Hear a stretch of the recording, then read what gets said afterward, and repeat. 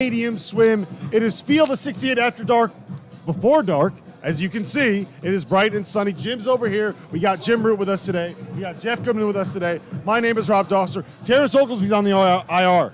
What happened to him? He had some 3 a.m. takeout.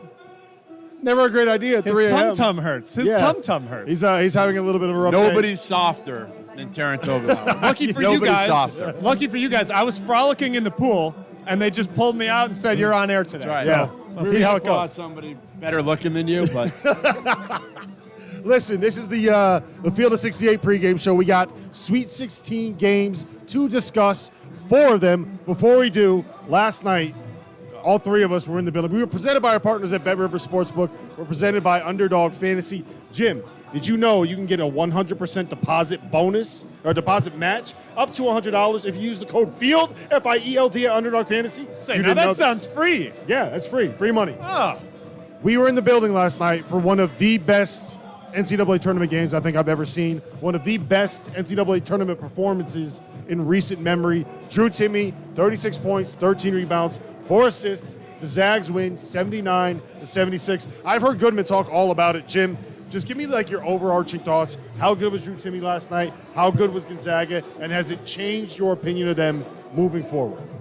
Well, what changed my opinion of them, I'll start there, was that they went to a defensive lineup in the second half. They sized up. They went Malachi Smith and Hunter Salas after getting roasted offensively in the first half. UCLA was just ISO or pick and roll, getting free buckets every time. They sized up in the backcourt. I don't want to put anything down on Bolton or Hickman, but they just don't have the strength that those other guys do, and that really helped the defense. Figured it out. 10 minutes without a field goal. If Gonzaga has that kind of defense, they can win the title. That's the one thing I didn't think they had, and they showed they had that gear last night. But here's the only thing I'll say to that is like, all right, you got UCLA at the right time here. I mean, they were thin to begin with, and then you take away Jalen Clark and Adembona. And then UCLA, I think Mick Cronin made a big mistake here. He tried to run with them. When you're shorthanded, you start to, in the first half, you run, and then at the end of the game, what was Tiger Campbell doing?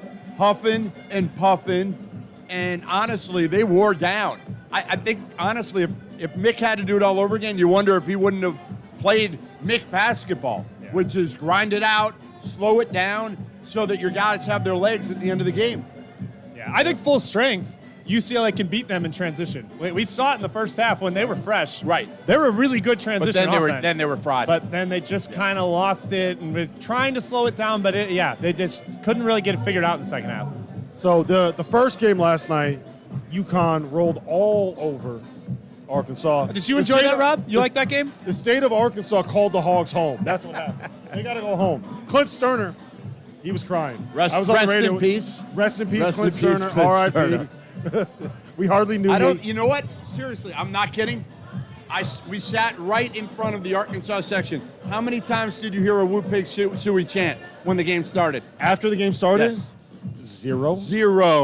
Not a once did I hear whatever. This is how bad it was last night. By the end of the game, or not even the end of the game, by midway through the second half, nobody in the arena was watching UConn Arkansas. Everybody was watching Michigan State, Kansas State on the big screen. That's all anybody was watching. But anytime they cut away from the live look-in, I got mad. I was like, well, I have to watch the blowout in front of me instead of the game on the Jumbotron? Talk to me about UConn. Talk to me about how you feel about them. He's sick of hearing me talk about it. I made them do it last night. Give me your thoughts. Well, I will remain silent. I'm going to start with the one. For how long? 55 more minutes? Yeah. If you host the show, go ahead. I got better teases. We know that. I'll start with the one negative thing, and this is arbitrary, whether you decide it's real or not. Shot quality scored that game in Arkansas win, which I agree. Stop. I watched the game. I thought that was crazy. I'm with you. So maybe there's something underlying that it wasn't that strong, but like from the jump, it was layups, dunks, and threes, open threes for UConn. Maybe shot quality isn't the best metrics to use right now. I think it's helpful as a tool. Using that as an absolute on last night is not helpful. Like that was crazy to me. Like I said, every time they missed, they got an offensive board in the first half. It was ridiculous. So when you have that kind of physicality, and I don't understand how Adama Sanogo does it, fasting all day and dominating. He is so strong, too. Incredible.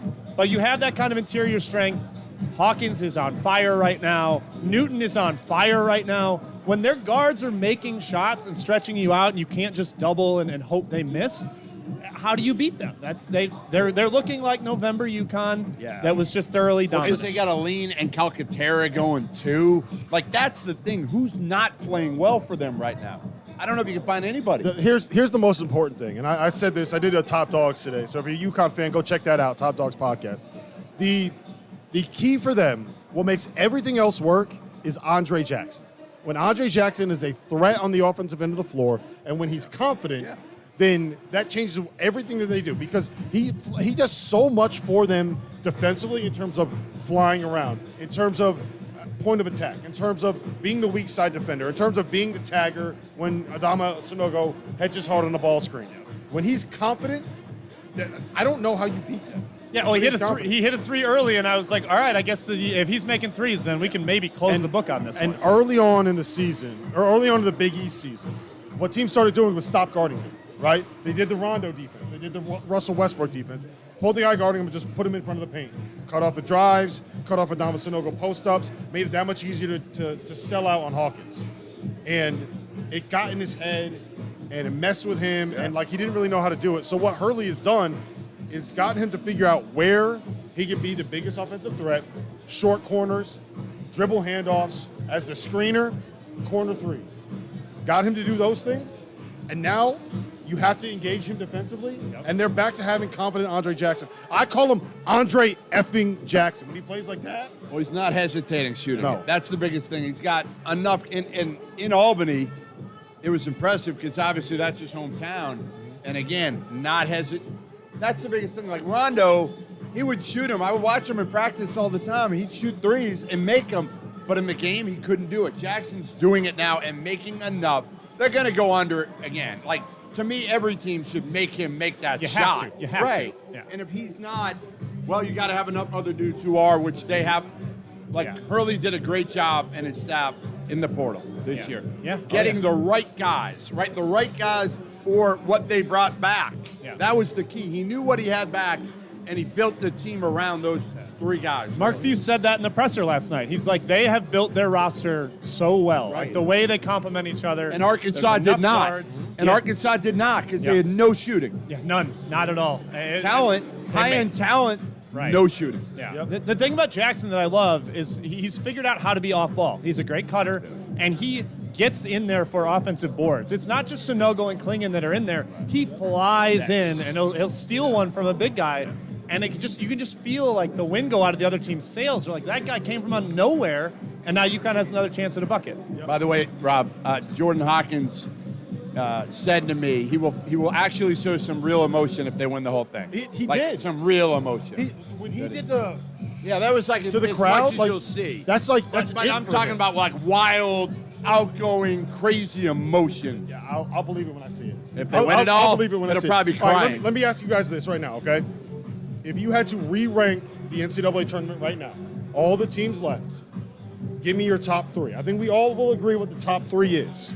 Rank your top three in order. Jim, you go first. I would go Alabama 1, I would go UConn 2, and I would go Houston 3. And I've been beating the drum for Houston all season. Picked him preseason, picked him before the tournament.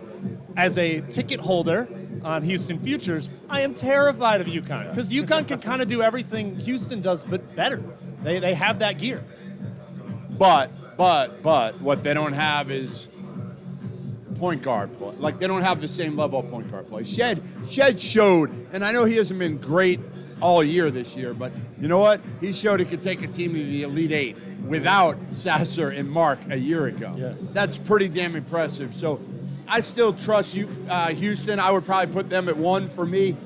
Alabama 2, UConn 3. I think all three of them, you throw them in a hat and you pick out the names, and whoever it is, those are, you know what I mean? Like, Well, that's not an answer. Give us an answer. I just, my biggest thing is I think UConn is the most matchup-proof team left.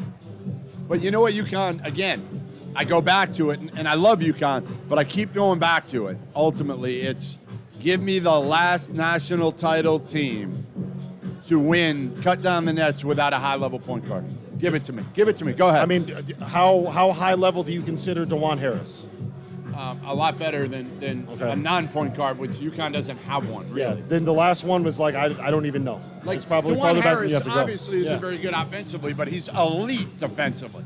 Elite, and we don't put enough emphasis on the defensive end when we talk about, like, great players, right? Like, he's elite defensively, as good as some of those guys have been on the offensive end that we've considered elite level point guards. Yeah, no, I agree, and there's something to be said to that. And the only other thing that I'll say is that I think that in a year where we've seen, if you can play in the mud, right, then that's what you need to be able to do. And it's your start, like, let's just call it what it is. Refs aren't calling it shit this year, right? You can play physical. Yes. You can beat teams up. Like, you got to be tough in this year's tournament. And I think UConn can play tough with Houston. I think both of those teams are much more physical than Alabama. And to me, the national title game would be Houston-UConn if they play in the national semifinal. Yeah. I think Bama's got a shot. Bama's got a shot there. Of course they do, because like they could hit 800 threes, right?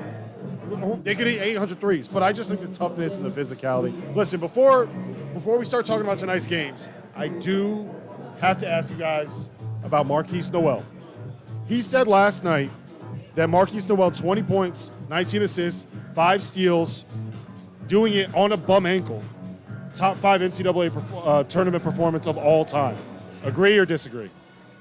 I'm going to disagree because it wasn't like we need a little bit further into the tournament. Yeah, that's fair, and that was my hesitation. Yeah, but I mean, just from a pure injured performance against Tom Izzo, Madison scoring, Square Garden, everything. It had everything. I mean, think about it. It had every intangible you want. Yeah, I almost went insane watching him launch a couple 30-footers late, but he figured it out when he really had to. And I mean, like, why didn't Michigan State make him finish more? Like, every time they sent help, he found the cutter, and he has got vision in the eyes in the back of his head. Why didn't they make him finish more? Like, can you imagine trying to guard a 5'7" jitterbug like that? Like, Aiken swatted him one time. You got to make him go over the top. Dude. Like, it's just like, come on. I know, I get what you're saying, and that's what you have to do, but like, that's also much easier said than done. True. Yeah. All your instincts are like, I need to help on this guy who has got to step. So I get it. So I talked to Darryl Walker this morning for a while. Oh. Coached him for 3 years at Little Rock. Yeah. So it's really interesting because Darryl obviously played in the NBA a long time as a point guard, and he said they butted heads big time. Said he tried to make him into a point guard, and he was not. He was a chucker. He didn't use that word, but I could tell that's what he was trying to say, right? He loved to score, and he held him accountable. In fact, at one point he was suspended his junior year. We know he sat in the stands at Texas State before the game because he suspended him. He actually kicked him out at halftime. Kicked him out and said, don't come back in the locker room. I think I bet on that game, so I remember that. Of course you did. But he said, like, listen, I'm really happy for him because he's kind of grown, right? He said, I never thought he would get 19 assists in a game because he was after his own, and now he's really grown. And I think, again, a guy like Darryl Walker has helped, and then now Jerome Tang. But it's incredible to me how you look at where a kid starts his career. Little Rock, being a chucker, and now 5 years later. So, like, how he can progress and grow as a player to be the most well-rounded. I mean, listen, I voted him Bob Cousy Award winner.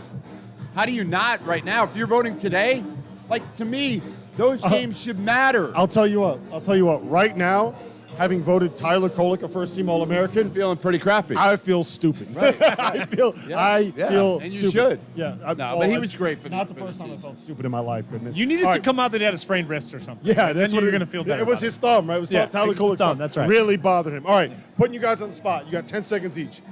Final 4 out of those 2 regions. From last night, I'm going to go with UConn and FAU. Ooh, interesting. Yep. Final 4 out of those 2 regions. Yeah, I'll go UConn, and I think Kansas State. I just don't think FAU, having watched them, I don't think they have an answer more for Keontae Johnson than Noel.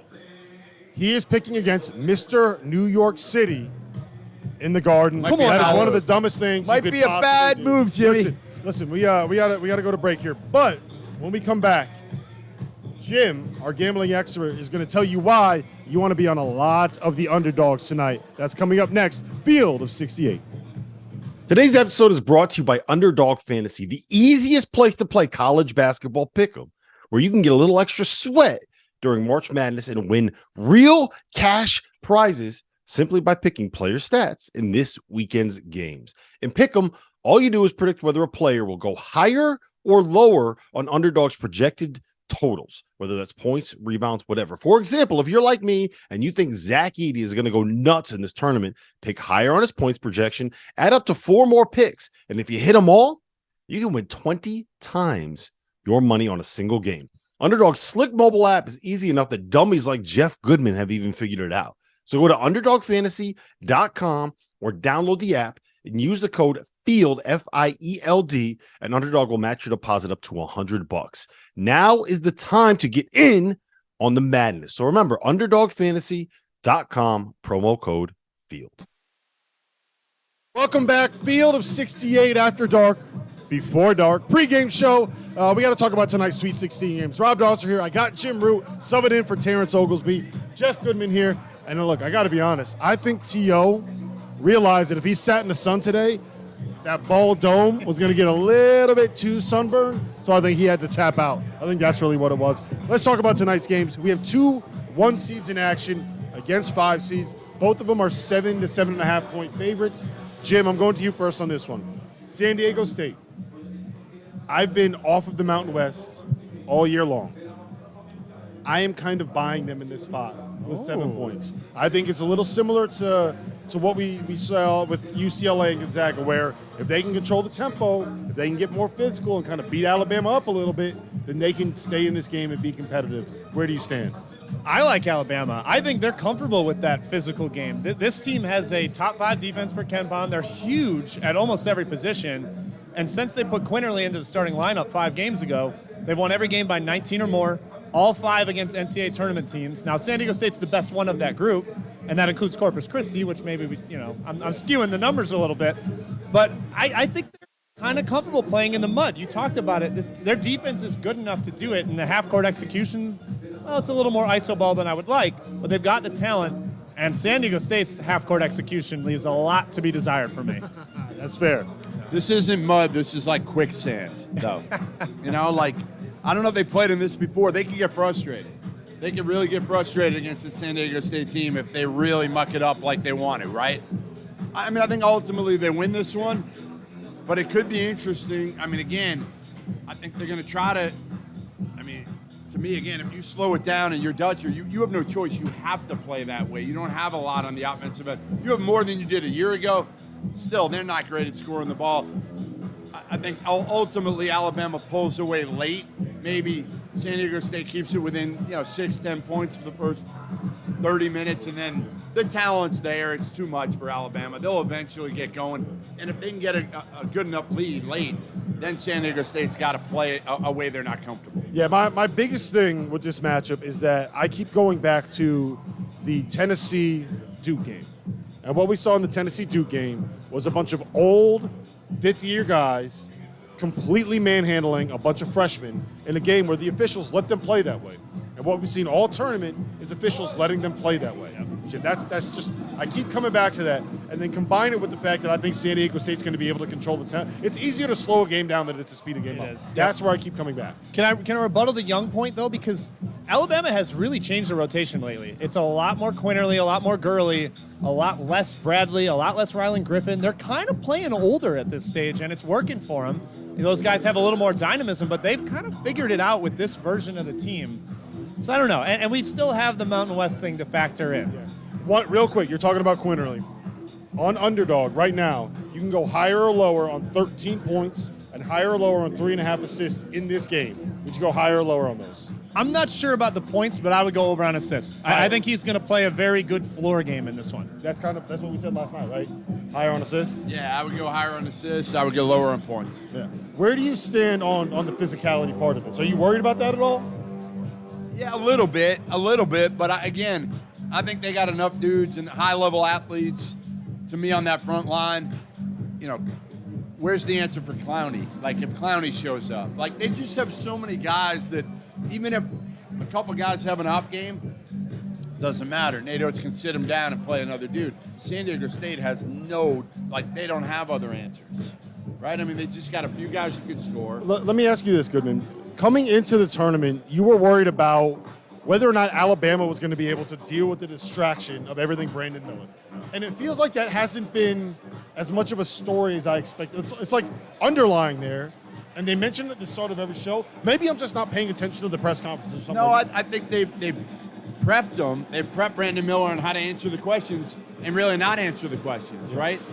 So he's had time now where early on it was what does he say? Respectfully, I'm not going to comment on that? Yeah, I mean, so that's he all says you it got all to the time? say over and over. Have the same answer. And then the distraction, okay, like reporters know they're not going to get anything. Eventually they give up. Now, again, when they go to the Final Four, it'll be a little bit different because I think people will really go after them. Some of these guys that don't really cover the sport, football guys that just kind of dive in at the end here. And When you have those little isolated one-man like media availabilities where it's like just Rylan Griffin or something, and like he's going to be on his own trying to figure that out. Yes. So All right, let's talk about the other game in that region. Creighton against Princeton, a 15 seed. Jim, for the third straight year, we have a 15 seed in the Sweet 16. This year it's Princeton. They got a guy, maybe the most talented player on the floor in Tosin.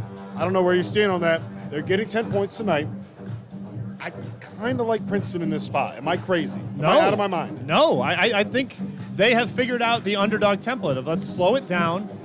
And they have actually competed on the glass. Both games really impressively. They've won. Yeah. You know, like won both battles. They won as a 15th seed in the first round against Arizona, Who has two and of the shot biggest 4 for bigs. 25 from 3. Makes no sense. How? Yeah, it's insane. How is that possible? They got two teams in the first two rounds that love to run. Arizona and Mizzou. slowed Creighton him likes down. to run, but I think they're a lot more comfortable in the half court, which maybe hurts Princeton's plan to slow it down. Let's make this an execution-based game. And it is difficult for a team to prepare for an Ivy offense in that amount of time. But Creighton does have the longer break. It's not the 48-hour turnaround, which does help. I think Princeton keeps it close, but I think Creighton is, up 7 most of the game and keeps them at a distance. We're not just going to gloss over the fact that Jim, in the middle of making a point, saw his drink get knocked over, picked it up, set it back down, and kept going. And didn't break stride. You're a pro. I'm developing my talents out here. You're seeing it blossom in front of you. I'm a Field of 68 product. What can I say? Yeah. How do you see this matchup with Tosin and Ryan Kalkbrenner going? Because to me, that's going to be the key. What Princeton wants to do, what they did in the first round, what they did in the second round, was use Tosin as their point center. Pull a big guy away, make him uncomfortable. Do you think that Kalkbrenner can defend that? Are you worried about that? I mean, listen, Kalkbrenner's not like the most athletic dude in the world, but I think he's smart enough to be able to handle it. Like, that's his biggest strength, right? He's super smart. He's always in the right position, doesn't foul, just solid all the way around. I don't see it being a factor. I think, honestly, I'm worried about Princeton in this one. I think it could get ugly. I do. Interesting. I like the Tosin at 5 response to Kalkbrenner because you need to pull him away. That's like what Villanova did multiple times. Eric Dixon hit some threes, and it was like, all right, our defense is, come on. All right. Just hold the thing. Just hold. I just got to chug it and finish it at this stage. But no, when they have to have Kalkbrenner out on the perimeter, that opens up driving lanes, and we see Princeton take advantage of that against smaller Mizzou. Got a lot of stuff going towards the glass there. I think you can beat some of the Creighton guys off the bounce, right? Like, you're not going to beat Trey Alexander off the bounce. Right. But you can beat some of those other guys off the bounce. Like, I'm not going to sit here and pretend Baylor Shireman's the best on-ball defender in the world. Francisco 'Cause he's not. Farabello's not a glove. Yes. Yeah. Like, you can get by them, and if you are forcing Kalkbrenner to come away from the basket, that's why Creighton's good defensively. It's because, one, they don't foul, and two, they know if they just let someone drive to the rim, you ain't finishing on Kalkbrenner. You're just not doing it. They run you off the line. They Yes. say, go ahead, go inside. Yes. Yeah.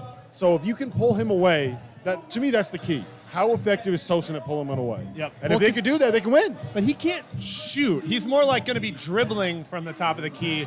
Can Kalkbrenner slide with him, stay out of foul trouble in that scenario, which he's great at. He is fantastic at staying out of foul trouble. It's a little bit. We talked about it with Andre Jackson earlier. You got to find a way to engage Kalkbrenner, right? To make him have to come out and play defense there. Whether it's using Tosin to dribble handoffs, whether it's using him as the screener, whatever it is, you've got to find a way to be able to engage him defensively. Talk to me a little about Princeton as a program, right? Like, are you surprised that they found a way to get to the Sweet 16? Kind of, but I think, again, like, the Ivy, Harvard was the kind of cornerstone program there for a while, and they've fallen off, and it's kind of enabled some of these other programs to get back, right? Princeton, Penn, Yale. Cornell, Yale. Yale's Yale's been great over the monster. last few James years. Jones. So I think When all is of James them- Jones going to get a job? Is he? Can he? I don't know. I mean, Would you hire again, James Jones or John Brennan? That's my question. Or who?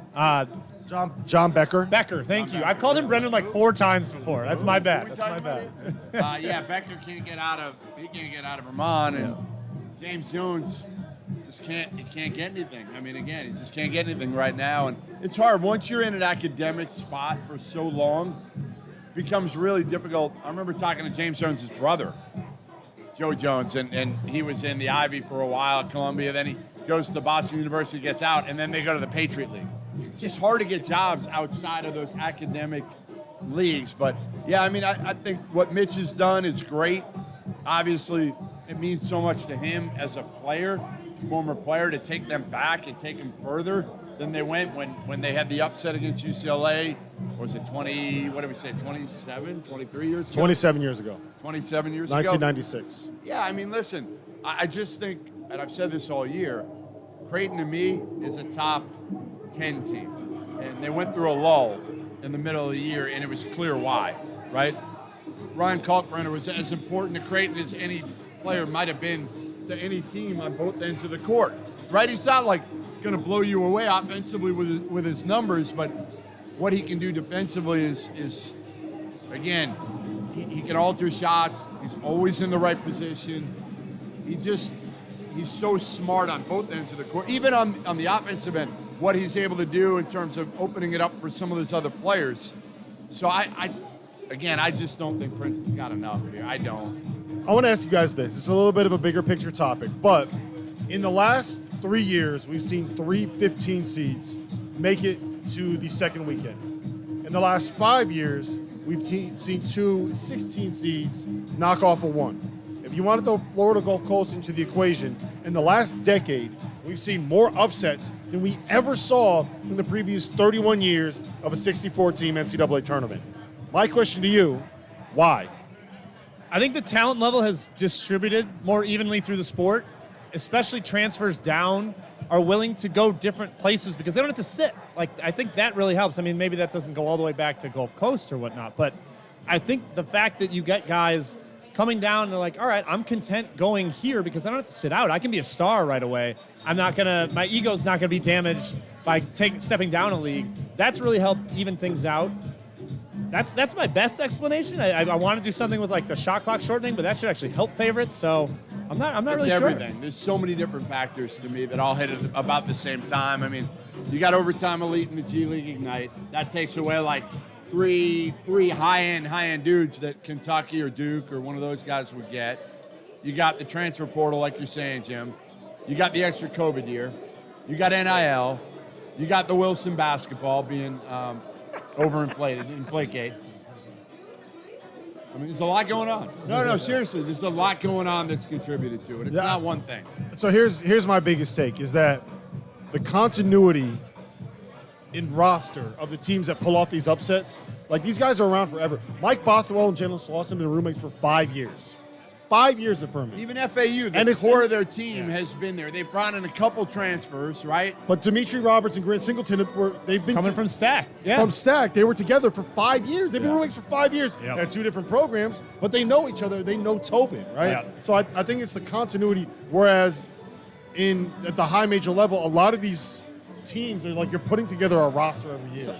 Less building a program, more like throwing a roster together. We've hit a point where continuity is like a market inefficiency. Like no one has it, so if you do, you have a leg up on the competition. Yes, especially when you can get guys as fifth years. 23 and 24-year-olds going up against 20 years olds, that's Big just difference.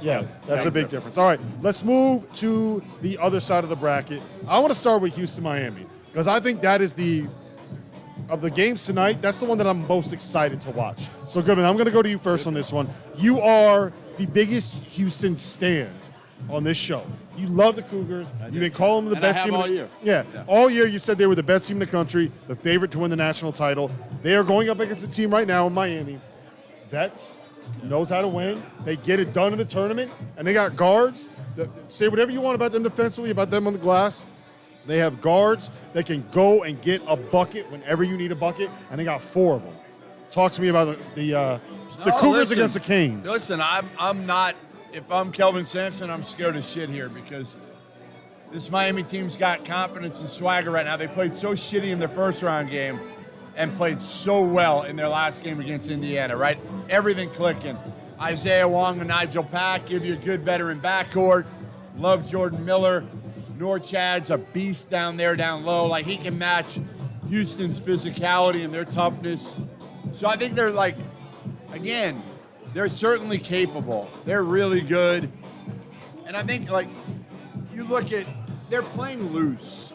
Then, you know, like, they just, watch Larinaga. He's laughing in the timeouts.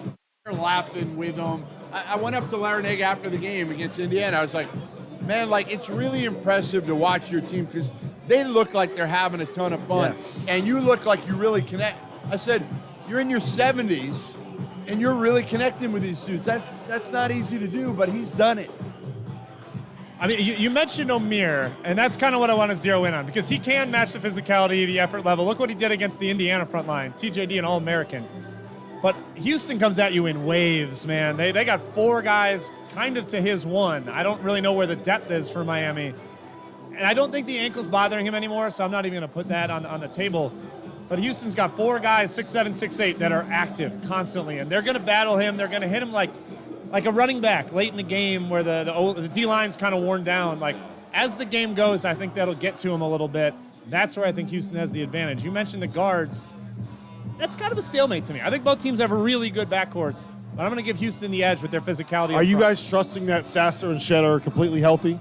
Are we calling them 100% at this point? You never know with Sasser just because of, again, like with a The groin. nature of the injury. Yeah, you just don't know. I'm putting way too much stock in the fact that they got a Friday game instead of Thursday. It So helps. one extra day to Every rest day helps. is very important. Yeah, because they were Saturday last week, right? Yeah, so Yeah, and Saturday he to looked, Friday. he played 31 minutes. And again, the source that I talked to said he could have went back in that first game. Like, Okay. they just held him out. He Okay. was It fine. was a smart, like, they're going to beat Northern Kentucky no matter what. So it makes sense. The only thing that I'll say is this. You could sit here, I totally understand the matchup in the front court, right? They're going to kick Miami's ass on the glass. Like, they are going to kick their ass. But What'd you say? Houston's going to kick Miami's ass on the glass. They might get 8 million offensive mean, they rebounds. should. But the only thing I'll say is this. When it comes down to it, I just have this idea in my head that Isaiah Wong, Nigel Pack, Olga Poplar, and Jordan Miller, if you need a bucket, they can go get a bucket.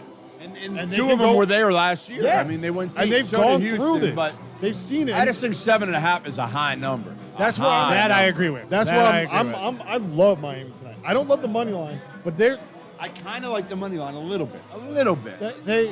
I would rather have the 7.5. Agreed. No Because doubt. to me, this game just screams like. What's the money I line? also love the over, for the record. I love the over here. Okay. Yeah. Points. Points. Because I think that I don't know how Miami stops Houston, right? I don't know how Miami stops Houston, but Plus 290 is the money line, Jeff. I was checking the board up there for But you. I will. Made a big board behind it. Yeah, I will bet on the fact that Miami cannot stop Houston, but Houston is not going to slow down Isaiah Wong and Nigel Pack.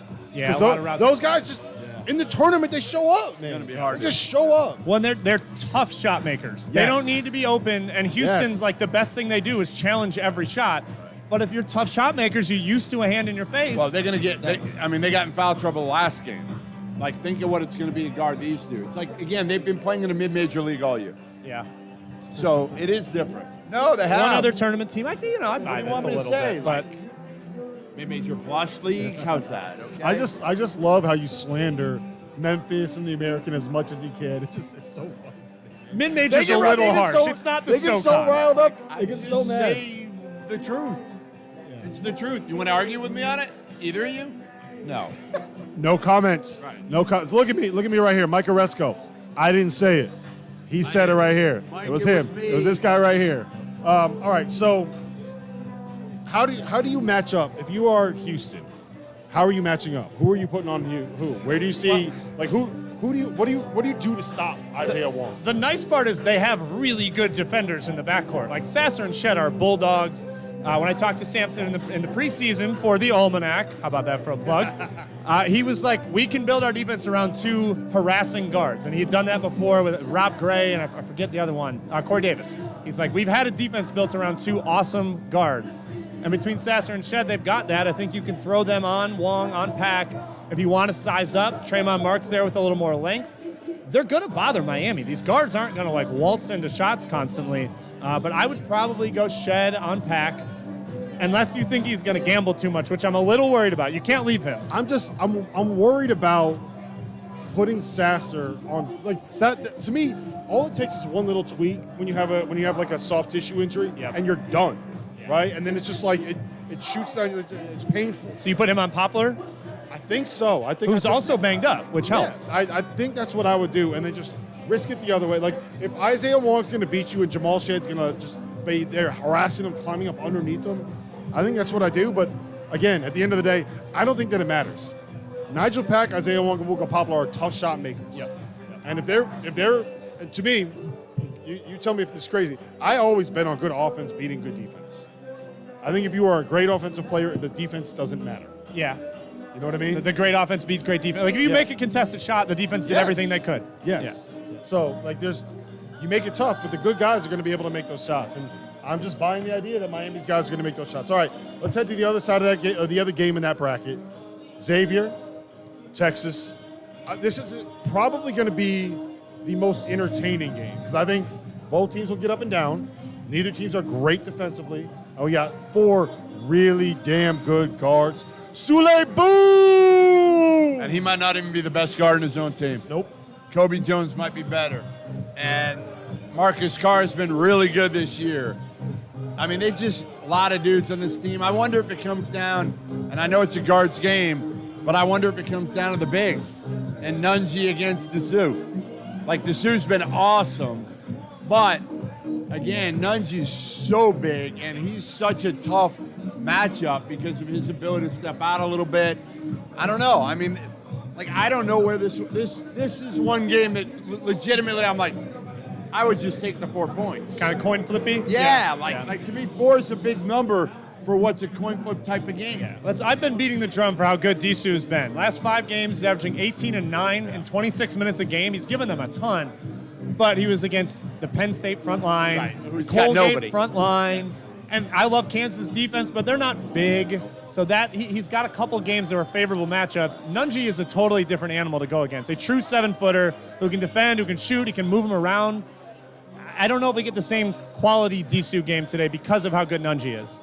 It's just the size, right? Like, Dessou hasn't been someone that's stepping out and making threes. He's more like he's like a 2-point bucket. Big time finisher, yeah. He's like LaMarcus Aldridge. And now, has he gone up against somebody this size in the tournament yet? No. I mean, like, records for Colgate, but that's not the same thing. No. No. So that's my biggest concern right there, is that if Dessou has just like a 10.6 rebound game, does Texas have enough offensively? I think yes, because I don't think Xavier's perimeter defense is stopping anybody. Kennesaw was driving by them for 30 minutes. True. They buckled down a little bit, and Texas has so many guards. The only thing I'll say to this is that I don't think Texas really has guys that put it on the floor and get to the rim. Like, they have guys. Jabari Rice wants to shoot. Marcus Carr wants to shoot. Yeah. They're not rim finishers. Tyrese Hunter's not getting it up on the glass, oversized. I buy that a little bit. That's my only thing. But I lean Texas here because at the end of the day, but Texas to win. I don't. The +4 is too high for me. Yeah. But I think Texas is going to win and going to advance because I think their defense is just good enough, and the guard play is not that big of a mismatch to me. Right? No, it's not. Definitely not. Yeah. I don't think they're overmatched there. Let me pitch you on this. This is I know we're not all gambling, but Texas, Alabama, money line parlay. It's like even. Do you like that? Just both have to win. That's it. Yeah. Okay. Yeah, I do. There we go. Now we're on board. Yeah. That's where I'm at. That's where I'm at. What is it? It's even Texas, Alabama? Yeah, just to win. Money line parlay. I just don't. Texas is such a coin flip. Okay, you don't trust them. I buy that. I don't know. Yeah, and the problem is you're not getting a great number. Like, you're not getting great odds. No. Because they shouldn't be favored by 4, I don't think. No. What do you make of the coaching matchup here? I think we've all advocated for Rodney Terry to have the job. Yeah. Right? He deserves the job. Doesn't mean that he is going to be favored in his coaching matchup with Sean Miller. Obviously, it's not favored. I mean, like, this is it swings heavily in the favor of Sean Miller against a guy that's been at Fresno and UTEP. He's coached for a while. been a head coach for 10 years. That helps him here. And he's got a good staff. I mean, He was Steve 37 and McLean- 48 at UTEP. Just want to throw that in Right. conference play. Just Now, wanna throw that again, out. Yeah. listen, those aren't great jobs. Fresno, not a good job. But ultimately, again, a guy that hasn't had a ton of success against a guy that has. You know, in the tournament, it's funny because everybody killed Sean for not going to a Final Four at Arizona. But he made a lot of runs. I mean, he made a lot of deep runs between Xavier and Arizona. Yeah, he just So ran into I- Wisconsin every time. That's the issue. Very true. Right, you go up against those You would dudes. love to run into Wisconsin right now, wouldn't you? Yeah, oh yeah. Unless you're in the NIT. Hey, they're the last Big Ten team playing, baby. Come on. Yeah, there you go. There you go. So where do you stand on the backcourt battle here? We kind of teased it a little bit, but we got Sule Boom and Kobe Jones against Serge Jabari Rice and Marcus Carr. I would make the And argument. Tyrese Hunter. I would make the argument right now that Xavier has the best backcourt combined left in the tournament. Is that I crazy? said they might in the country. And people are like, Marquette. And I'm like, yeah, I just. Well, the big one is Marquise Noel and whoever the hell else you want to throw into that conversation. Right? Player Well, that X. could be you. Yeah, Right, that's right. who. Could That's be who you right yeah. now, as long as you can make a Yeah, few we could threes. give Marquise Noel Dagan Hughes our producer, and You'd be fine. that might be the best You'd be backcourt in the country, right? Yeah, All no, Dagan I- has to do is stand in the corner and make shots. I- I don't know if he can do it. Probably not. Probably not. What do you say? I Doubtful. can't hear you. Say it again. Say it again. No one can hear what you're saying, Dagan. I was say I can't hear you either. Yeah, so it's don't all right. worry about it. All right. Who's the best backcourt in America? Like, here's the thing. To me, I still go back to like that Tyrese Hunter game against Gonzaga when he made every shot, and I'm like, can he just make a few? Can he make like two? That was all the shots he made this Remember? season. Yeah, we were right, like, we were like, oh my God, right, Tyrese yeah. Hunter is going to be an All-American. It's like the Shannon game where Shannon made I was 8 there threes for for that, Illinois. too. Yeah. No, I was there for all of these. All of these. were Oh, like, okay, sure you Oh, were. No, wait, but wait. I'm just saying. No, I'm not So saying you're that. there for the outlier performances. That's what I'm saying. Yeah. Oh, this is not good for UConn. People play He's well gonna- for Jeff Goodman. He's That's going to what be there they do. tomorrow. They This show is out. not good. They This is show not out. good. Nolan Hickman going for 30 tomorrow. Get it on Underdog Fantasy. Take the higher, Nolan Hickman. Let's go. All right, listen. We're gonna make some official predictions. We're gonna talk a little bit about coaching Carol. By the way, Sutoff big and movement. coaching hire just now. Yeah, you're breaking news on air Right, right now. Mexico State just hired Jason Hooten, Sam Houston. Wasn't that already out there? No, It's he's just- been mulling it for 72 hours. All right, so, and well- then the other one is Grant McCaslin. Little waffling going Well, hey, on. listen, we're gonna talk about that All right. when we come back on the other side of this break. Hey, Jim, I have a question for you. Ask Do you away. ever get tired of trying to prove to the other three-man weave slapdicks that you're right? Yeah, they When never you- listen to me. They when never you- listen to When me. you have a take and you know that you won your argument and you try to go back and prove that you're right, do you ever get tired of them being like, no, you're wrong. Yeah, oh, and you I don't didn't want to say that." scroll up to find something I said. So I have an answer to all your problems. Vaulted is a new sports prediction app that turns your opinions into facts. You can store all of your predictions and hot takes in your own vault now and forever. Challenge your friends, like the three-man weave idiots, keep track of the results, and prove that Jim is, in fact, the smartest man in the three-man weave. Vaulted will also be releasing more than 50 pools in the next 3 months on the NBA playoffs. So download the app. It's in the link in the description. Sign up for your 3-month trial and store your takes now and forever. All right. Goodman teased this a little bit. Graham McCaslin, Texas Tech. Tell Little me. waffling going on here. So what I was told is that, you know what, I'm not going to say it. Talked about Graham McCaslin and Yeah, this, I mean, this look, shot. Texas Tech thought it was done. You know, they felt pretty good about this thing, and North Texas playing in the NIT. It fits Grant, obviously, from a standpoint. He's got family in the area.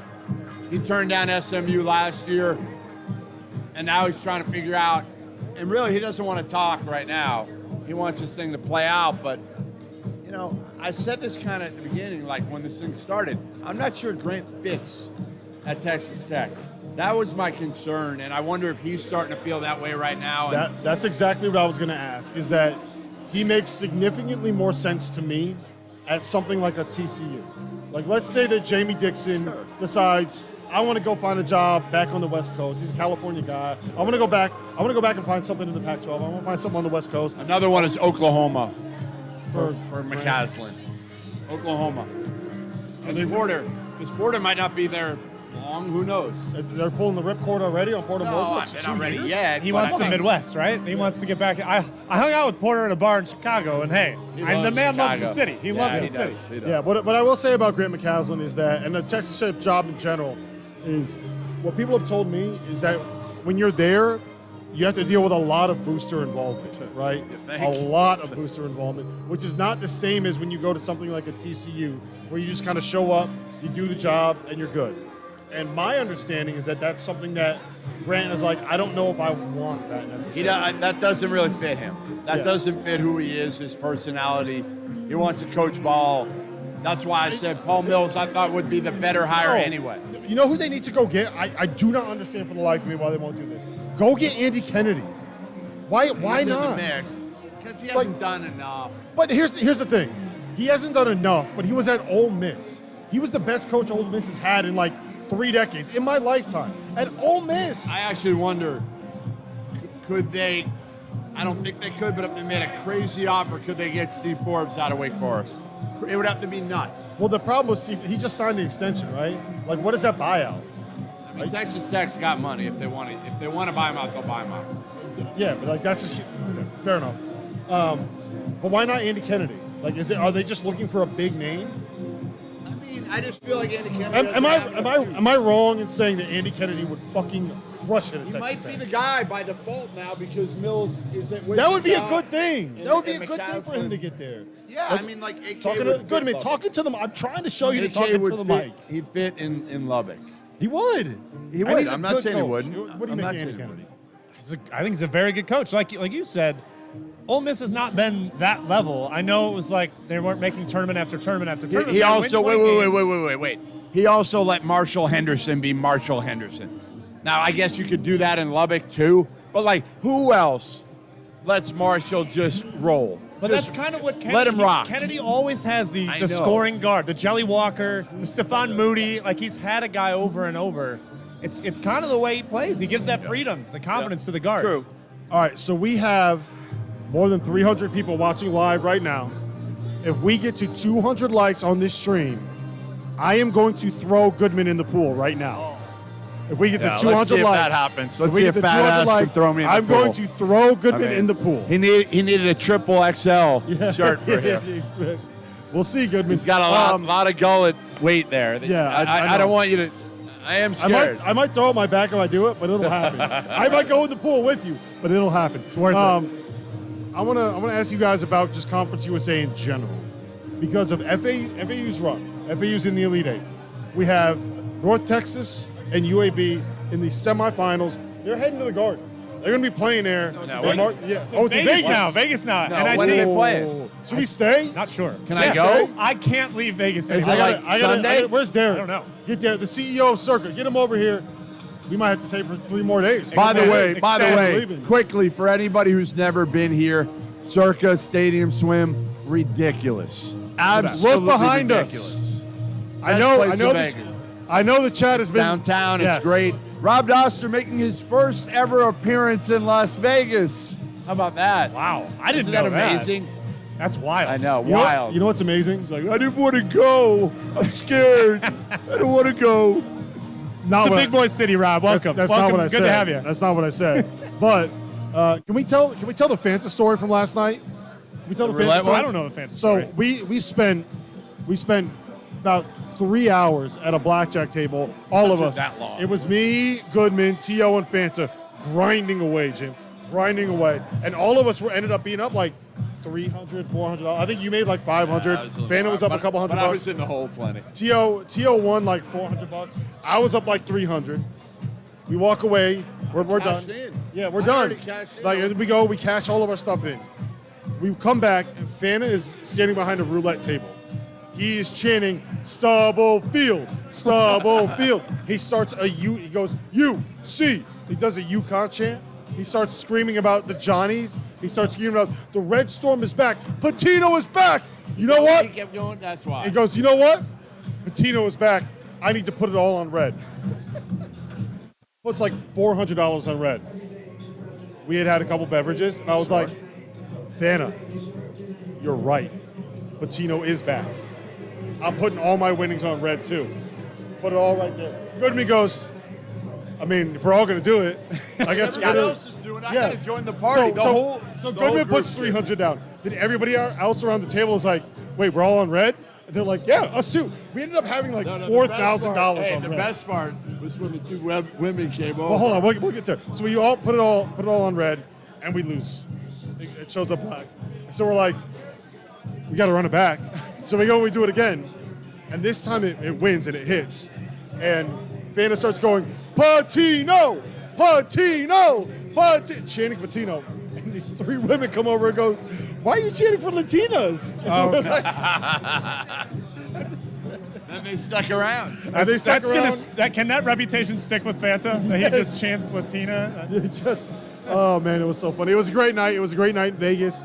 We've had a great day here at the Stadium Swim. Before we sign off, I want to get you guys' opinion on this.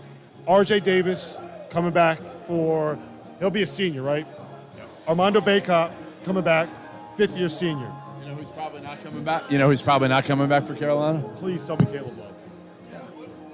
Yeah. I can't imagine he comes back. I think it's a mutual decision. You know what I would say? If he was coming back, I don't know if RJ Davis would be coming back. Because let's just say, theoretically, you are a team that needs a point guard. You want him. You have NIL money to spend. RJ Davis goes in the portal. How much are you going to throw at RJ Davis in the portal? You break the bank for him. Yes. I think he's fantastic. No. The better question isn't that. The better question is Caleb Love goes in the portal. I'm a Mizzou grad, and there's already rumors about that, and I'm saying, What do you want? No, you don't, right? no thanks. I know. Listen. Didn't you already have that experience with Isaiah Mosley? No, I wanted Mosley. I was excited about it, but it has been up and down. I also was up and down. Yeah. He's playing or he's not. Like So he's that's either the up is when he plays. he's either dropping 20 or like Yeah, that sounds like up and down to me. where's Isaiah Mosley right now? Listen, I do what. Just give me your overall take on North Carolina now. Like, where do you? How can you? You only have two players, really. I mean, I guess. Wait, did you see Seth Bacot's tweet? Trimble.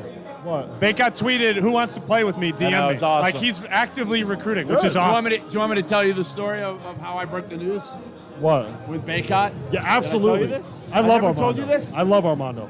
So he texts me. I'm on the flight over here, and he texts me. He goes, "New number, my new number, Armando." I said, "Hey man, what's up?" He said, "I got some news for you.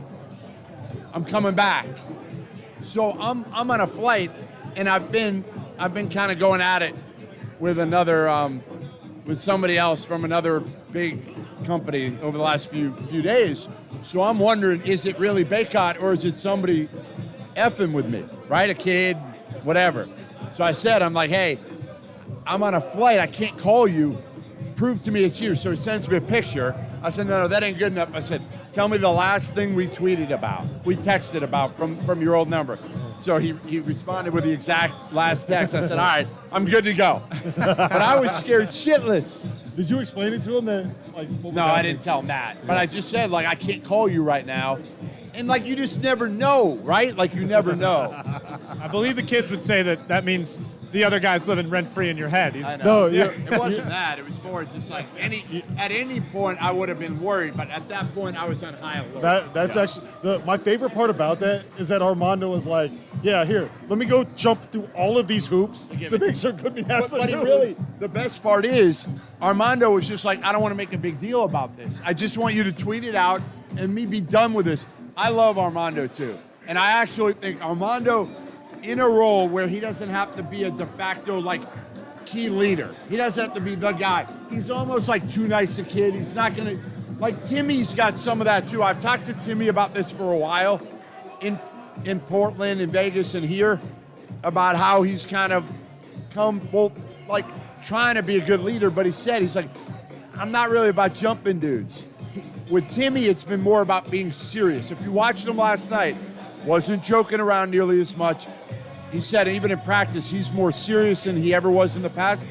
I think with Mondo, it's more of like he needs somebody else to play that role. He can be a secondary leader. And there's nothing wrong with that. No, right? There's nothing wrong with not being No. that guy. But he's not that guy. That's why I mean, we could just go through this And conversation Hubert again. is Mr. Happy, Mr. Optimism. When Brady Manick was there, All last year at the Final Four, all we heard about was this team flipped when Brady Manick took the ownership of North Carolina. They didn't have that guy this year. Like, as weird as it sounds, and this sounds fucking crazy when I say it, North Carolina went from being like a shitty NIT team to being a national title contender because of Brady Manick.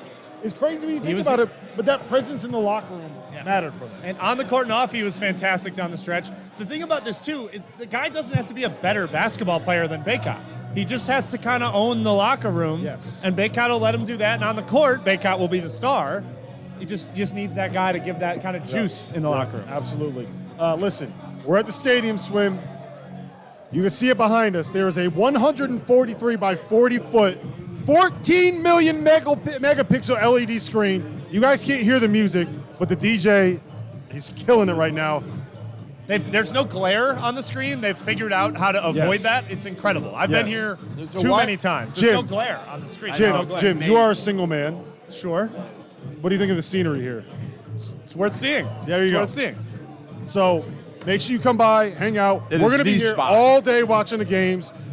Me and Jeff have to run. We're going to jump on a Sirius XM VSiN show with Tim Murray and Stanford Steve. What? We're calling Stanford it. Steve's here? I'll tell you later. Wow, Stanford Steve's here. So Field of 68. Can I get Come an back. autograph? Come back. We are going to be live here. We're going to be streaming at the final buzzer of tonight. What's the last game? Xavier, Texas? Yeah. As soon as that final buzzer sounds, Field of 68 After Dark is going live. Me, Goodman, T.O. might even be Fanta, here. T.O., send up a couple of Hail We'll Marys. get him a bucket. And if not, then we're going to try to get Jim Root sober enough to be able to show up. So we'll see you guys tonight. Shout out producer Dagan Hughes. Did we get to 200 likes? No. Now, hit the Too like bad. button. Come on. I Too want to bad. see him. Hey, in the pool. listen, people watching this after the fact, you have 1 hour. We get to 200 likes in the next hour. Goodman is going in the I'll pool. throw Dauster in.